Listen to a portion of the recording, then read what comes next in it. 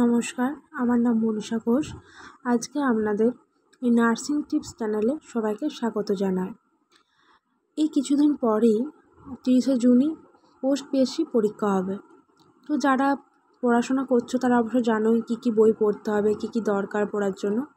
যারা পরবর্তীকালে দেবে তাদের জন্য আমি বলবো কী দরকার, কী বই পড়তে হবে পোস্ট পিএসসির জন্য, আর তাছাড়া বই ছাড়াও আর কী জানতে হবে, পড়তে হবে সেগুলো বলবো।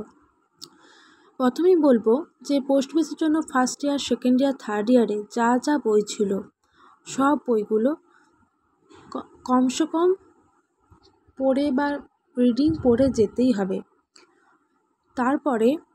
তারপরে হচ্ছে আমাদের পোস্ট পিএসসি যে হয়েছিল আগের বছরে যা ইয়ার্সের যা প্রশ্ন আছে সেই সব প্রশ্নগুলো সবই ফলো করতে হবে, দেখতে হবে, তাদেরকেও সেগুলো পড়তে হবে।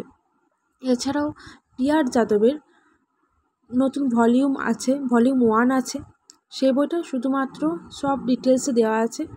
ভলিউম 2 যে বইটা, সেই বইটা অল এমসিকিউ আছে। এই বইগুলো পোস্ট পিএসসির জন্য খুব ভালো বই। এছাড়াও সবথেকে ইম্পর্টেন্ট বই হচ্ছে টার্গেট হাইড। এই বইয়ের মধ্যে সব রকম তোমার শর্ট প্রশ্ন, ডিটেলস সব কিছুই আছে।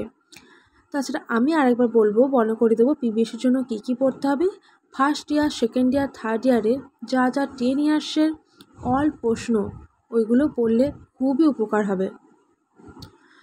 তো আমি আপনাদের এই নার্সিং টিপস চ্যানেলে আরও যদি কিছু জানার দরকার হয়, আরও যদি নার্সিং সম্বন্ধে কিছু জানার দরকার হয়, অবশ্যই বলবেন নিচেতে কমেন্ট বক্সে, আমি অবশ্যই আপনাদেরকে জানাবো।